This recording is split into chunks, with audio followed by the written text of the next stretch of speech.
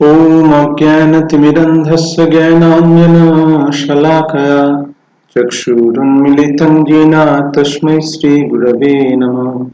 नमो विष्णुपदाय कृष्णपृष्ठाय भूतले श्रीमते भक्तिवेदान्त स्वामिनिति नामिने।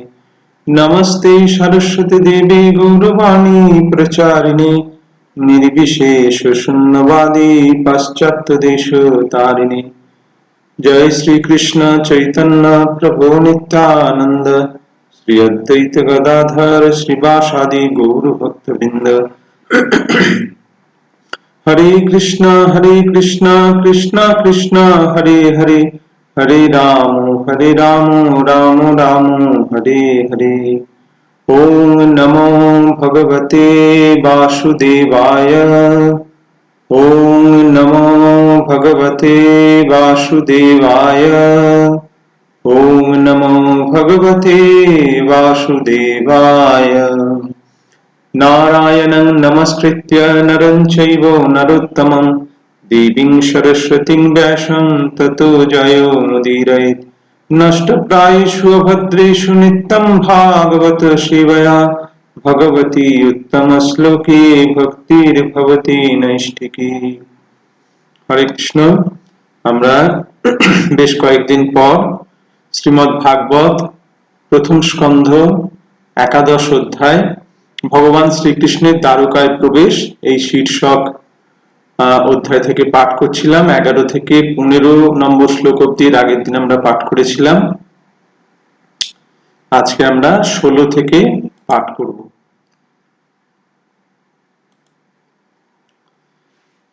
निशम्य पृष्ठमायान्तं वासुदेवो महामनः अक्रूरश्च अग्रसेनश्च रामश्चाद्भुतविक्रमः प्रद्युम्नो चारुदेष्णश्च शाम्बो जाम्बवतीसुतः प्रहर्षो विगच्छसीत शयनासनभोजना।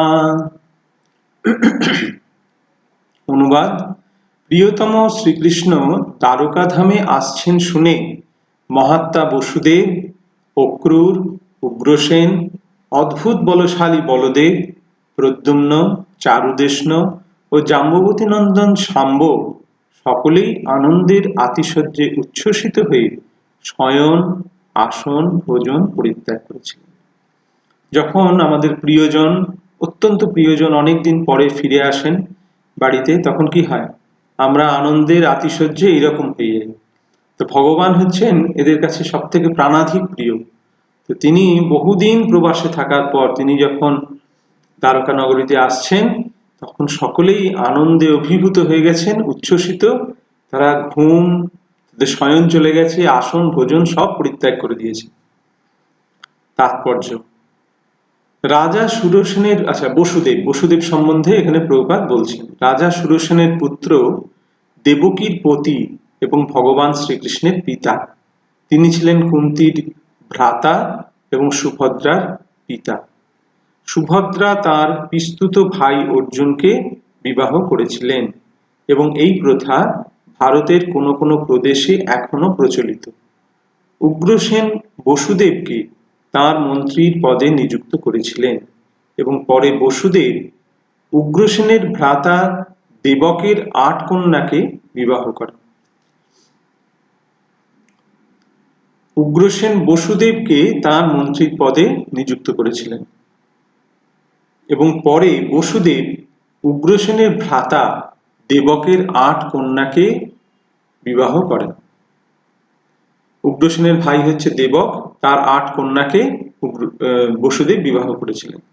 দেবকী ছিলেন তাদের মধ্যে একজন।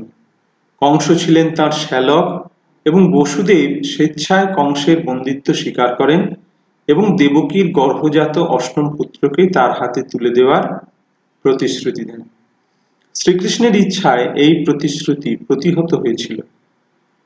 তিনি প্রতিশ্রুতি দিয়েছিলেন যে আমি আমার সমস্ত 8টা ছেলেকে, 8টা সন্তানকে আমি তোমার হাতে তুলে দেব।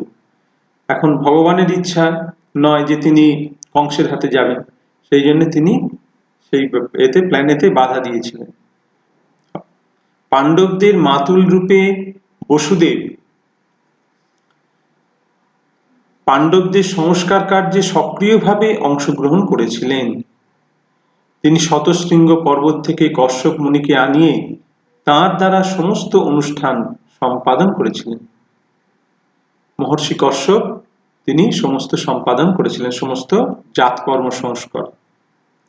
শ্রীকৃষ্ণ যখন কংসের কারাগারে আবির্ভূত হন তখন তিনি বসুদেবের দ্বারা গোকুলে তার পালক পিতা নন্দ মহারাজের গৃহে স্থানান্তরিত হন।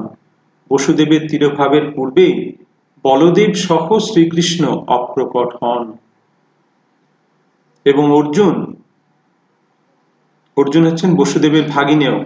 বসুদেবের তিরোধানের পর তার অন্ত্যেষ্টিক্রিয়া সম্পাদন করার দায়িত্ব গ্রহণ করেছিলেন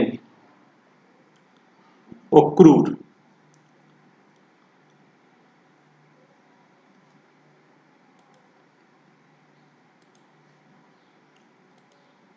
বৃষ্ণি বংশের প্রধান সেনাপতি এবং একজন মহান কৃষ্ণ ভক্ত। ভগবত ভক্তির একটি অঙ্গ বন্দনার অনুশীলনের দ্বারা তিনি ভগবত ভক্তিতে সাফল্য লাভ করেছিলেন। ভগবত ভক্তির 9টি অঙ্গ রয়েছে, নবদা ভক্তি, তার মধ্যে একটি হচ্ছে বন্দনা। এই বন্দনার মাধ্যমে অক্রূর ভগবানকে লাভ করেছিলেন। তিনি ছিলেন অহুকের কন্যা সুতনির পতি। শ্রীকৃষ্ণের ইচ্ছায় অর্জুন যখন সুভদ্রাকে বলপূর্বক হরণ করেছিলেন তখন তিনি অর্জুনকে সমর্থন করেছিলেন। সুভদ্রা হরণের পর কৃষ্ণ এবং অক্রূর উভয়ে অর্জুনকে দেখতে গিয়েছিলেন এবং তারা উভয়ই অর্জুনকে যৌতুক স্বরূপ নানা উপহার প্রদান করেছিলেন। মহারাজ পরীক্ষিতের মাতা উত্তরার সঙ্গে যখন সুভদ্রার পুত্র অভিমন্যুর বিবাহ হয় তখন অক্রূর উপস্থিত ছিলেন। অক্রূরের শ্বশুর অহুকের সঙ্গে অক্রূরের সম্পর্ক ভালো ছিল না, কিন্তু তারা উভয় ছিল ভগবানের ভক্ত। উগ্রসেন বৃষ্ণি বংশের একজন শক্তিশালী রাজা এবং মহারাজ কুন্তিভোজের খুড়তুতো ভাই। কুন্তিভোজ হচ্ছেন কুন্তির পিতা কুন্তিভোজ। তার খুড়তুতো ভাই হচ্ছে উগ্রসেন। তার আরেকটি পরিচয় ছিল অহুক। বসুদেব ছিলেন তার মন্ত্রী এবং তার পুত্র ছিল শক্তিশালী কংস। আচ্ছা, এখানে উগ্রসেনকে অহুক বলা হচ্ছে, তার আরেকটি পরিচয় ছিল অহুক। আর এই অহুকের কন্যাকে বিবাহ করেছিলেন অক্রূর। একটু আগে আমরা পড়লাম, তিনি ছিলেন অহুকের কন্যা সুতনির পতি, অর্থাৎ উগ্রসেনের কন্যা সুতনি তাকে অক্রূর বিয়ে করেছিলেন।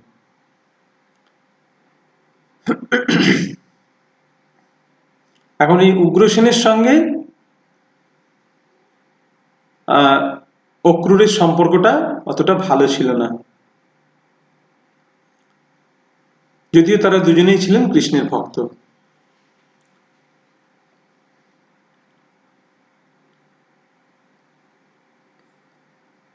বসুদেব ছিলেন তার মন্ত্রী এবং তার পুত্র ছিল শক্তিশালী কংস।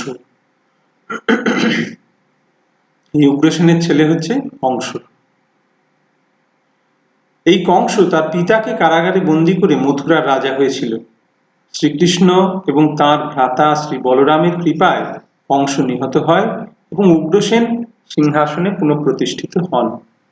শাল্য যখন দ্বারকা নগরী আক্রমণ করে তখন উগ্রসেন বীরত্বের সঙ্গে যুদ্ধ করে সেই শত্রুকে প্রতিহত করেন। উগ্রসেন নারদ মুনির কাছে শ্রীকৃষ্ণের ভগবত্তা সম্বন্ধে প্রশ্ন করেন। যদুবংশ ধ্বংসের সময় শাম্বর গর্ভপ্রসূত লৌহ মুষলটি উগ্রসেনকে দেওয়া হয়। এগুলো সব কাহিনী আছে, একটা কাহিনী বলতে গেলে একটা পুরো ক্লাস শেষ হবে না। এই শাম্ব হচ্ছে শ্রীকৃষ্ণের পুত্র। তো সেই সময় কি হয়েছিল, যদুবংশের ছেলেরা তারা সেখানে অনেক সাধু সন্ন্যাসী এসেছিল। তারা একটা শাম্বকে কি করেছিল, একটা মেয়ে রূপে তাকে সাজিয়েছিল এবং তার গর্ভে তার পেটেতে বালিশের মতন কোনো জিনিস দিয়ে সেটাকে ফুলিয়ে পেটটাকে উঁচু করে দিয়েছিল, যেন দেখে মনে হয় যে এই মহিলাটি তার মানে আর কি বাচ্চা হবে। তো এইভাবে যখন শাম্বকে সাজিয়ে তারা কি করেছিল, সাধুদের কাছে নিয়ে গিয়ে জিজ্ঞাসা করলো যে আপনারা কি বলতে পারেন যে এর কি হবে, এর ছেলে হবে না মেয়ে হবে? তখন সেখানে তারা তাকে অভিশাপ দিয়ে বলেছিলেন যে এর গর্ভে মুষল হবে। মুষল মানে হচ্ছে লোহার গদা, ঠিক আছে? তো সেই মুষল শাম্বর গর্ভে হলো। তখন সেই গর্ভ থেকে যখন সেই মুষল লাভ হলো, সেই মুষলটি তখন উগ্রসেনকে দেয়া হয়েছিল এবং বলা হয়েছিল যে এই মুষলের কারণে যদুবংশ ধ্বংস হয়ে যাবে। তখন উগ্রসেন বলল যে তাহলে এক কাজ করা হোক, এই মুষলটিকে ঘষে ঘষে, পাথরে ঘষে ঘষে একদম খইয়ে দাও, তাহলে আর কিছু থাকবে না, তাহলে আর কোনো ধ্বংসের কারণ নেই। তো সেটাকে সমুদ্রের ধারে নিয়ে গিয়ে তাইতে পাথরে ঘষে ঘষে ঘষে ঘষে সব খইয়ে দেওয়া হলো, কিন্তু একটুখানি অংশ যেটা শেষ অংশটা সেটা রয়ে গিয়েছিল, তখন সেটাকে জলে ফেলে দেওয়া হয়েছিল। আর সেই যে মুষলটা ঘষে যে বেরিয়ে গেল তাই থেকে সর গাছ তৈরি হলো, সর গাছ তৈরি হলো। আর সেই যে মুষলের শেষ অংশটা সেটা একটা মাছ খেলো, মাছ সেটাকে খেয়ে নিল, তার মাছের পেটে গেল। একজন জেলে সেই মাছটিকে ধরলো, ধরে দেখলো বিরাট বড় মাছ, সে মাছটাকে নিয়ে রাজার কাছে নিয়ে গেল, রাজার কাছে নিয়ে গিয়ে সেটা উপহার দিল। তো এইভাবে দেখা যায় যে মাছের পেট থেকে যে মুষলটা পাওয়া গেল সেটা থেকে একটা ব্যাধ কি করলো, সেইটা থেকে একটা তার তীর তৈরি করলো, বাণ তৈরি করলো এবং তার ডগাতে সেই মুষলটাকে লাগিয়ে দিল। এবং সেই ব্যাধ যখন সেই মুষল যুক্ত বাণ নিক্ষেপ করলো ভগবানের শ্রীচরণে, তখন ভগবান যেন সেইটিকে উপলক্ষ করে তিনি ধরাধাম থেকে অপ্রকট হলেন। হ্যাঁ, এখানে সেটা বলা হচ্ছে যদুবংশ ধ্বংসের সময় শাম্বর গর্ভপ্রসূত মুষলটি, লৌহ মুষলটি উগ্রসেনকে দেওয়া হয়। তিনি সেটি চূর্ণ বিচূর্ণ করে দ্বারকার উপকূলে সমুদ্রের জলে মিশিয়ে দেন। তারপর তিনি দ্বারকা নগরীতে এবং তার সমগ্র রাজ্যে মাদক দ্রব্য নিষিদ্ধ করেন। তার মৃত্যুর পর তিনি ভগবত ধামে ফিরে যান। উগ্রসেনের কথা বলা হলো। বলদেব বসুদেব এবং তার পত্নী রোহিণীর দিব্য পুত্র, তিনি রোহিণী নন্দন বা রোহিণীর প্রিয় পুত্র নামেও পরিচিত। বসুদেব যখন স্বেচ্ছায় কংসের কারাবাস স্বীকার করেন, তখন তিনিও তার মাতা রোহিণী সহ নন্দ মহারাজের আশ্রয়ে ছিলেন। সেই সূত্রে নন্দ মহারাজ শ্রীকৃষ্ণ সহ বলরামেরও পালক পিতা। বৈমাত্রেয় ভাই হওয়া সত্ত্বেও শ্রীকৃষ্ণ এবং বলদেব শৈশব থেকেই ছিলেন সবসময়ের সাথী। তিনি ছিলেন পরমেশ্বর ভগবানের অংশ প্রকাশ, তাই তিনি শ্রীকৃষ্ণেরই মতন শক্তিশালী। তিনি বিষ্ণু তত্ত্ব। দ্রৌপদীর স্বয়ংবর সভায় শ্রীকৃষ্ণ সহ তিনিও যোগদান করেছিলেন। শ্রীকৃষ্ণের পরিকল্পনা অনুসারে অর্জুন যখন সুভদ্রাকে হরণ করেন, তখন বলরাম অর্জুনের প্রতি অত্যন্ত ক্রুদ্ধ হয়ে তাকে তৎক্ষণাৎ বধ করতে চেয়েছিলেন। ভগবান শ্রীকৃষ্ণ চেয়েছিলেন যে অর্জুন সুভদ্রাকে বিবাহ করুক, তাই তিনি অর্জুনকে বলেছিলেন, অর্জুন তুমি আমার বোন সুভদ্রাকে হরণ করে নিয়ে যাও, গিয়ে বিবাহ করো। আর যখন অর্জুন সেটা করলো, তখন বলরাম অত্যন্ত ক্রুদ্ধ হয়ে গেলেন। বলরাম চেয়েছিলেন এর সঙ্গে, সুভদ্রার সঙ্গে দুর্যোধনের বিবাহ। তো তিনি তখন অত্যন্ত ক্রুদ্ধ হলেন এবং অর্জুনকে বধ করতে গেলেন। সখাকে রক্ষা করার জন্য শ্রীকৃষ্ণ তখন বলরামের পায়ে পড়ে তাকে স্বনির্বন্ধ অনুরোধ করেছিলেন অত ক্রুদ্ধ না হতে। তখন অর্জুন ভগবান বলরামের পায়ে অর্থাৎ দাদার পায়ে পড়ে তাকে অনুরোধ করলেন যে তুমি এত রেগে যেও না দাদা। তার ফলে বলরামের ক্রোধ প্রশমিত হয়। তেমনি একসময় কৌরবদের প্রতি অত্যন্ত ক্রুদ্ধ হয়ে তিনি তাদের রাজধানী হস্তিনাপুরকে যমুনার জলে ফেলে দিতে চেয়েছিলেন। তখন কৌরবেরা তাঁর শ্রীপাদপদ্মের শরণাগত হলে তার ক্রোধ প্রশমিত হয়। প্রকৃতপক্ষে শ্রীকৃষ্ণের জন্মের পূর্বে তিনি ছিলেন দেবকীর গর্ভজাত সপ্তম পুত্র।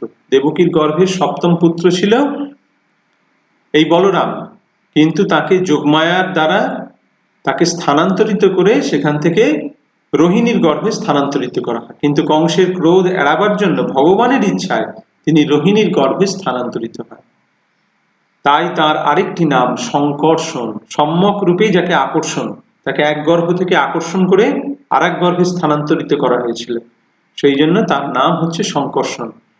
যিনি হচ্ছেন শ্রী বলদেবেরই অংশ, যেহেতু তিনি শ্রীকৃষ্ণের মতন শক্তিশালী এবং ভক্তদের আধ্যাত্মিক বল দান করতে পারেন, তাই তিনি বলদেব নামে পরিচিত। বেদেও নির্দেশ দেওয়া হয়েছে যে বলরামের কৃপা ব্যতীত কেউই পরমেশ্বর ভগবানকে জানতে পারে না। বল মানে হচ্ছে আধ্যাত্মিক শক্তি, দৈহিক শক্তি নয়। দৈহিক শক্তির দ্বারা কেউই আধ্যাত্মিক উপলব্ধি লাভ করতে পারে না। জড় দেহের বিনাশের সঙ্গে সঙ্গে দৈহিক শক্তিরও বিনাশ হয়, কিন্তু আধ্যাত্মিক শক্তি আত্মার সঙ্গে পরবর্তী দেহেও অনুগমন করে, এবং তাই বলদেবের কৃপালব্ধ বলের কখনো অবক্ষয় হয় না। সেই বল নিত্য, এবং তাই বলদেব হচ্ছেন সমস্ত ভক্তদের আদি গুরু। তিনি ভক্তদেরকে এই আধ্যাত্মিক বল প্রদান করেন, যার ফলে জীব ভগবানকে লাভ করতে পারে। সেই জন্য তিনি হচ্ছেন আদি গুরু। সান্দীপনী মুনির পাঠশালায় বলদেব ছিলেন শ্রীকৃষ্ণের সহপাঠী। তাঁর শৈশবে তিনি শ্রীকৃষ্ণের সঙ্গে বহু অসুরকে সংহার করেছিলেন। বিশেষ করে তিনি তালবনে ধেনুকাসুরকে সংহার করেছিলেন। কুরুক্ষেত্র যুদ্ধে তিনি ছিলেন নিরপেক্ষ, এবং সেই যুদ্ধ যাতে না হয় সেই জন্য তিনি যথাসাধ্য চেষ্টা করেছিলেন। তিনি দুর্যোধনের পক্ষপাতী ছিলেন, কিন্তু তা সত্ত্বেও তিনি নিরপেক্ষ ছিলেন। তিনি দুর্যোধনকে ভালোবাসতেন। কেন? কারণ দুর্যোধন ছিলেন তার শিষ্য, তার কাছে গদা যুদ্ধ শিক্ষা লাভ করেছিলেন। এখন এখানে প্রশ্ন হতে পারে যে দুর্যোধনকে কেন তিনি পক্ষপাতিত্ব করতেন, তাকে কেন ভালোবাসতেন? এটাই হচ্ছে বলদেবের বিশেষ কৃপা, যে দুর্যোধনের মতন পাপীকেও তিনি ত্যাগ করতে চান না, তাকেও তিনি উদ্ধার করতে চান। দুর্যোধন এবং ভীমসেনের মধ্যে যখন গদাযুদ্ধ হয় তখন তিনি সেখানে উপস্থিত ছিলেন। ভীম যখন দুর্যোধনের উরুতে গদাঘাত করেন তখন তিনি ভীমসেনের প্রতি ক্রুদ্ধ হন এবং তাকে দণ্ড দিতে উদ্যত হন। তাঁর ক্রোধ থেকে শ্রীকৃষ্ণ ভীমকে রক্ষা করেন। ভীমের প্রতি বিরক্ত হয়ে তিনি তৎক্ষণাৎ সেই স্থান পরিত্যাগ করেন, এবং তাঁর প্রস্থানের পর দুর্যোধন ভূপতিত হয়ে মৃত্যুমুখী হয়। মাতুল রূপে তিনি অর্জুনের পুত্র অভিমন্যুর অন্ত্যেষ্টিক্রিয়া সম্পাদন করেন। অর্জুনের পুত্র অভিমন্যুর অন্ত্যেষ্টিক্রিয়া সম্পাদন করেছিলেন বলদেব, তিনি তার মামা। সেই সময় পাণ্ডবেরা এত শোক সন্তপ্ত ছিল যে তখন তাদের তা অনুষ্ঠান করা অসম্ভব ছিল।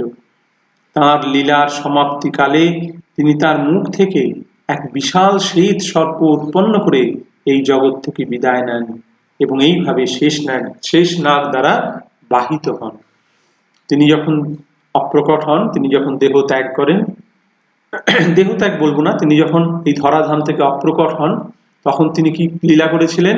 তিনি সমুদ্রের ধারে গিয়ে বসলেন, তার মুখ থেকে একটা মহানাগ, বিরাট বড় একটা সাদা রঙের একটা সর্প, যেটি হচ্ছে অনন্ত শেষ, তার মুখ থেকে বেরিয়ে সেটা সমুদ্রের মধ্যে প্রবেশ করলো। এইভাবে তিনি সমুদ্রের মধ্যে লীন হয়ে গেলেন। প্রদ্যুম্ন পরমেশ্বর ভগবান শ্রীকৃষ্ণ এবং দ্বারকায় তার প্রধানা মহিষী মহালক্ষ্মী শ্রীমতী রুক্মিণী দেবীর পুত্র হচ্ছে প্রদ্যুম্ন, যিনি ছিলেন কামদেবের অবতার, অথবা অন্য মতে সনত কুমারের অবতার। অর্জুনের সঙ্গে সুভদ্রার বিবাহের পর যারা তাকে অভিনন্দন জানাতে গিয়েছিলেন তিনি ছিলেন তাদের মধ্যে একজন। যে সমস্ত প্রধান সেনাপতিরা শাল্যের সঙ্গে যুদ্ধ করেছিল তিনি ছিলেন তাদের মধ্যে অন্যতম, এবং সেই যুদ্ধে তিনি যুদ্ধক্ষেত্রে অচেতন হয়ে পড়েন। তাঁর সারথি তখন তাকে যুদ্ধক্ষেত্র থেকে শিবিরে নিয়ে আসেন। সেই কার্যের জন্য তিনি অত্যন্ত দুঃখিত হন এবং সারথিকে তিরস্কার করেন। তিনি পুনরায় শাল্যের সঙ্গে যুদ্ধ করেন এবং বিজয়ী হন। তিনি নারদের কাছ থেকে বিভিন্ন দেবতাদের সম্বন্ধে শ্রবণ করেছিলেন। তিনি ভগবান শ্রীকৃষ্ণের চতুর্ভুজের অন্যতম। চতুর্ভুজে তার স্থান তৃতীয়। ভগবান চতুর্ভুজ রূপে দ্বারকায় অবস্থান করেন। বাসুদেব, শঙ্কর্ষণ, প্রদ্যুম্ন, অনিরুদ্ধ। এই হচ্ছে প্রদ্যুম্ন তৃতীয়। বাসুদেব রূপে তিনি রয়েছেন স্বয়ং কৃষ্ণ রূপে, শঙ্কর্ষণ বলরাম রূপে, আর তৃতীয় হচ্ছে প্রদ্যুম্ন রূপে, এবং 4 হচ্ছে অনিরুদ্ধ রূপে। তিনি ব্রাহ্মণের মহিমা সম্বন্ধে তার পিতা শ্রীকৃষ্ণকে প্রশ্ন করেছিলেন। যদুবংশীয়দের মধ্যে ভাতৃঘাতী যুদ্ধে তিনি বৃষ্ণি বংশের আর একজন রাজা ভোজের হস্তে নিহত হন। যখন যদুবংশীয়দের মধ্যে নিজেদের মধ্যে যুদ্ধ শুরু হয়, তখন তিনি ভোজের হাতে নিহত হন। তার মৃত্যুর পর তিনি তার স্বরূপে অধিষ্ঠিত হন। চারুদেষ্ণ শ্রীকৃষ্ণ এবং রুক্মিণী দেবীর অন্য আর এক পুত্র। দ্রৌপদীর স্বয়ংবর সভায় তিনি উপস্থিত ছিলেন। তার পিতা এবং অন্যান্য ভাইদের মতো তিনিও একজন মহান যোদ্ধা ছিলেন। তিনি বিবিনিধকের সঙ্গে যুদ্ধ করে তাকে বধ করেছিলেন। শাম্ব, এবার শাম্বের কথা আসছে। জাম্ববতীর গর্ভজাত শ্রীকৃষ্ণের পুত্র, যিনি ছিলেন যদুবংশের অন্যতম এক মহান বীর। তিনি অর্জুনের কাছে ধনুর্বিদ্যা সম্বন্ধে শিক্ষা লাভ করেছিলেন এবং মহারাজ যুধিষ্ঠিরের সভায় তিনি ছিলেন একজন সদস্য। মহারাজ যুধিষ্ঠিরের রাজসূয় যজ্ঞে তিনি উপস্থিত ছিলেন। প্রভাস যজ্ঞে যখন সমস্ত বৃষ্ণিরা একত্রিত হয়েছিলেন, বৃষ্ণি হচ্ছে ভগবান শ্রীকৃষ্ণের বংশের লোকেদের, তার হচ্ছে বৃষ্ণি বংশ, একত্রিত হয়েছিলেন, তখন সাত্যকী বলদেবের সমক্ষে তার মহিমান্বিত কার্যকলাপ বর্ণনা করেছিলেন। যুধিষ্ঠিরের অশ্বমেধ যজ্ঞে তিনিও তার পিতা শ্রীকৃষ্ণের সঙ্গে উপস্থিত ছিলেন। তার ভাইয়েরা তাকে একজন গর্ভবতী রমণী রূপে সাজিয়ে কয়েকজন ঋষির কাছে নিয়ে গিয়েছিলেন এবং তিনি পরিহাস করে তাদের জিজ্ঞাসা করেছিলেন যে তিনি কি প্রসব করবেন। ঋষিরা উত্তর দিয়েছিলেন যে তিনি একটি লৌহ মুষল প্রসব করবেন, যা যদুবংশের ধ্বংসের কারণ হবে। পরের দিন সকালবেলা শাম্ব একটি বিশাল লৌহ মুষল প্রসব করেন, যা উপযুক্ত ব্যবস্থা গ্রহণের জন্য উগ্রসেনের কাছে অর্পণ করা হয়। প্রকৃতপক্ষে ঋষিদের ভবিষ্যৎবাণী অনুসারে পরবর্তীকালে এক ভাতৃঘাতী যুদ্ধ হয় এবং সেই যুদ্ধে শাম্বের মৃত্যু হয়। শ্রীকৃষ্ণের আগমনী বার্তা শ্রবণ করে তার সমস্ত পুত্রেরা তাদের স্বীয় প্রাসাদ পরিত্যাগ করেছিলেন। বাবা আসছে সেই খবর তারা পেয়েছেন, শ্রীকৃষ্ণ আসছে, তাই সমস্ত ছেলেরা তাদের ঘর থেকে বেরিয়ে এসেছেন এবং শয়ন, আসন, ভোজন ইত্যাদি সমস্ত কার্যকলাপ পরিত্যাগ করে তাদের মহান পিতার সঙ্গে মিলিত হওয়ার জন্য দ্রুত অগ্রবর্তী হয়েছিলেন।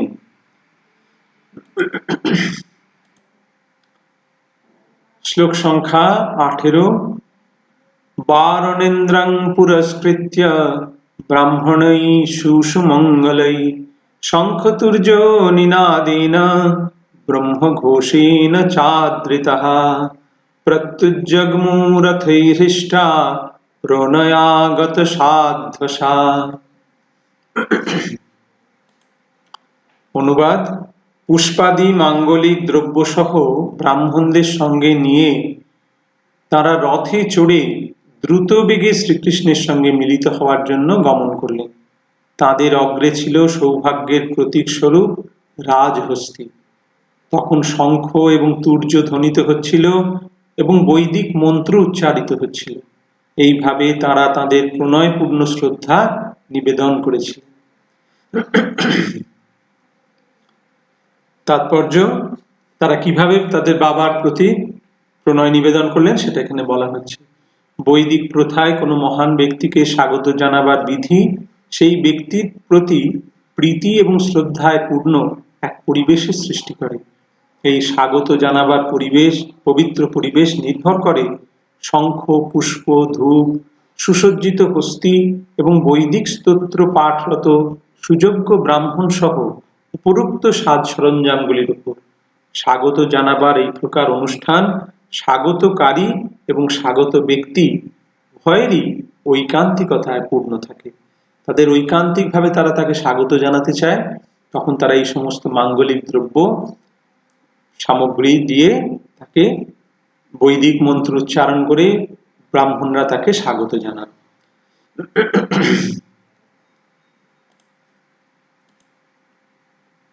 শ্লোক সংখ্যা 19।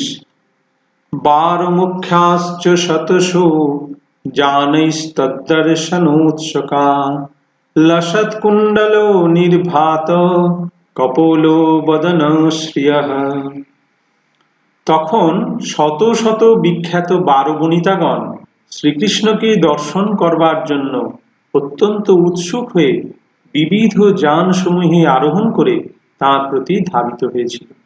তাদের সুন্দর মুখমণ্ডলে দোদুল্যমান বর্ণোজ্জ্বল কুণ্ডল শোভা পাচ্ছিল, যার ফলে তাদের কপোল দেশের সৌন্দর্য বৃদ্ধি পেয়েছিল। খুব সুন্দর শ্লোক। এর তাৎপর্য প্রভুপাদ কি বলছেন খুব ভালো করে শুনুন। কোনো বারবনিতাও বা বেশ্যাও যদি ভগবানের ভক্ত হয় তাহলে তাকে ঘৃণা করা উচিত নয়। ভারতের মহানগরীগুলিতে এখনো বহু বেশ্যা রয়েছে যারা ভগবানের ঐকান্তিক ভক্ত।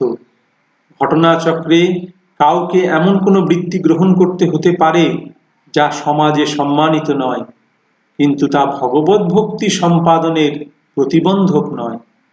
ভগবত ভক্তি সমস্ত পরিস্থিতিতেই অপ্রতিহত। এই বর্ণনা থেকে বোঝা যায় যে আজ থেকে 5000 বছর পূর্বেও দ্বারকার মতো নগরীতে যেখানে শ্রীকৃষ্ণ বাস করতেন সেখানেও বেশ্যা ছিল। তার অর্থ হচ্ছে যে সমাজ ব্যবস্থার যথাযথ সংরক্ষণের জন্য বেশ্যারাও হচ্ছে প্রয়োজনীয় নাগরিক।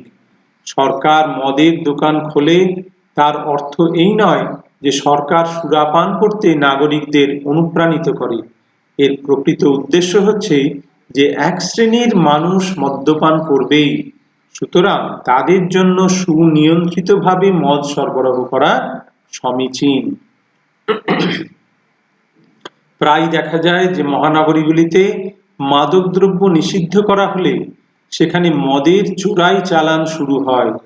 তেমনি যে সমস্ত মানুষ ঘরে সন্তুষ্ট নয় তাদের জন্য এই প্রকার সুবিধা প্রদান প্রয়োজন, এবং বেশ্যা যদি না থাকে তাহলে এই প্রকার নীচ মনোভাবাপন্ন ব্যক্তিরা অন্য সব মেয়েদের বেশ্যায় পরিণত করবে।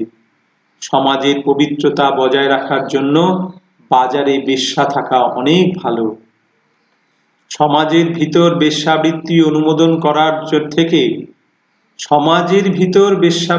অনুমোদন করার থেকে এক শ্রেণীর বেশ্যার মাধ্যমে বেশ্যা প্রথা প্রচলিত রাখা অনেক ভালো। প্রকৃত সংস্কার হচ্ছে সমস্ত মানুষকে ভগবত ভক্তে পরিণত হওয়ার শিক্ষা দান করা, এবং তার ফলে জীবনের অধঃপতনের সমস্ত সম্ভাবনা প্রতিহত হবে। প্রভুপাদ এখানে যে আশঙ্কা প্রকাশ করছেন বর্তমানে সমাজ সেই দিকেই চলেছে। মানুষ এখন ওই রকম ভাবে বলতে গেলে বেশ্যালয় নেই, কিন্তু ঘরে ঘরে বেশ্যালয় হয়ে যাচ্ছে। বিষ্ণু স্বামী সম্প্রদায়ের একজন মহান আচার্য শ্রী বিল্লমঙ্গল ঠাকুর তার গার্হস্থ্য জীবনে একজন বেশ্যার প্রতি অত্যন্ত আসক্ত ছিলেন, যিনি ছিলেন একজন ভগবত ভক্ত। এক প্রচন্ড ঝড় বৃষ্টির রাত্রে বিল্লমঙ্গল ঠাকুর যখন চিন্তামণির গৃহে এসেছিলেন তখন চিন্তামণি তাকে সেই ভয়ঙ্কর রাত্রে জলপ্লাবিত দুরন্ত নদী অতিক্রম করে তার কাছে তাকে আসতে দেখে অত্যন্ত আশ্চর্যান্বিত হয়েছিলেন।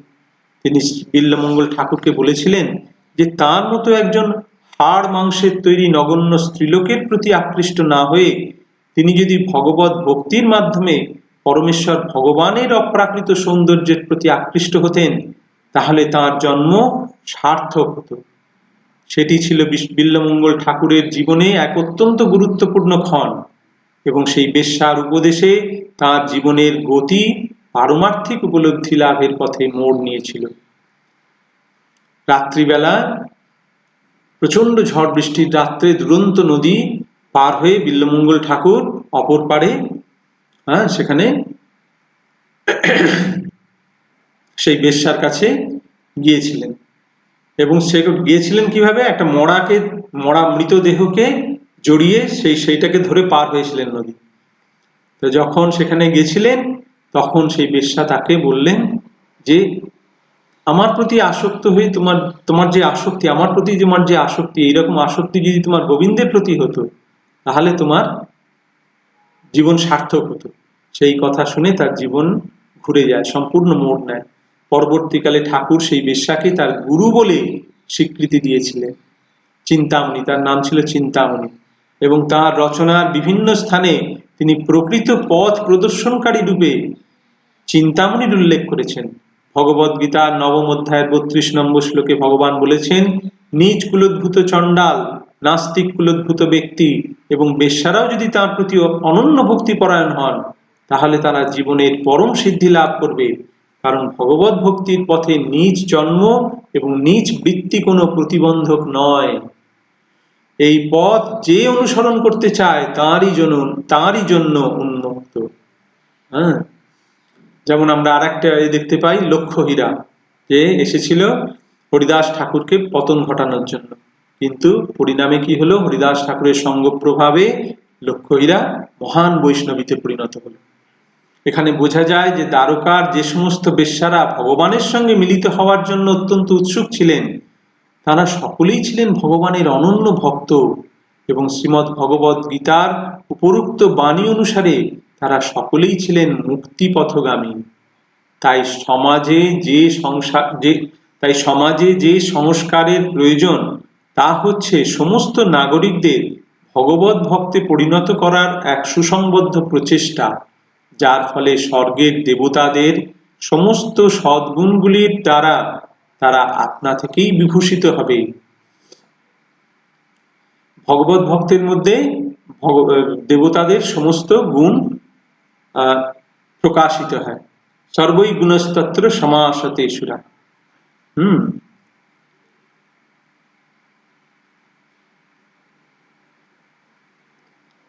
পক্ষান্তরে জড়জাগতিক বিচারে যত উন্নত বলেই মনে হোক না কেন, অভক্তদের মধ্যে কোনো সদ্গুণ থাকে না। অভক্তদের মধ্যে জড়জাগতিক ভাবে দেখলে মনে হবে এটা কত গুণান্বিত এরা, কিন্তু এদের মধ্যে সব গুণই কোনো দাম নেই। তার পার্থক্যটি হচ্ছে এই যে ভগবত ভক্তেরা মুক্তির পথে অগ্রসর হচ্ছেন, কিন্তু অভক্তরা জড়জগতের বন্ধনে দৃঢ় থেকে দৃঢ়তর রূপে আবদ্ধ হয়ে পড়ছে। হ্যাঁ, অভক্তদের জড় গুণের দ্বারা তারা কি হচ্ছে, তাদের অনেক গুণ রয়েছে, তারা অনেক শিক্ষিত, অনেক জ্ঞানী, অনেক পণ্ডিত, হ্যাঁ, কিন্তু তার দ্বারা তারা কি হচ্ছে, সেই জড়জগতের বন্ধনে এরা আবদ্ধ হচ্ছে। আর ভগবত ভক্ত মুক্তির পথে এগুচ্ছে। সেই জন্য শ্লোকটা হচ্ছে, যশাস্তি ভক্তির ভগবত অকিঞ্চনা সর্বই গুণস্তত্র সমাসতে সুরা। হ্যাঁ, যখন ভক্তদের মধ্যে যশাস্তি ভক্তির ভগবত অকিঞ্চনা, ভগবানের অকিঞ্চন ভক্তদের মধ্যে সর্বই গুণস্তত্র সমাসতে সুরা, দেবতাদের সমস্ত গুণ তাদের দেহে প্রকাশিত হয়। হরাব ভক্তস্য কুতো মহৎ গুণা মনোরথে না সতী ধাবত বহি। হ্যাঁ, আর যদি অভক্ত হয় তাহলে তার সমস্ত গুণ থেকেও কি লাভ? হরাব ভক্তস্য কুতো মহৎ গুণা, যে ভগবানের ভক্ত নয় তার মধ্যে কি মহান গুণ আছে? মনোরথে না সতী ধাবত বহি, তারা শুধু মনোরথে গমন করছে, তারা মনের রথে, মন রূপ রথে চড়ে তারা ভাবছে আমরা খুব ভালোভাবে আছি। কিন্তু অভক্তরা জড়জগতের বন্ধনে দৃঢ় থেকে দৃঢ়তর রূপে আবদ্ধ হয়ে পড়ছে। সভ্যতার প্রগতির মানদণ্ড হচ্ছে মুক্তির পথে অগ্রসর হওয়ার জন্য মানুষকে শিক্ষিত করা।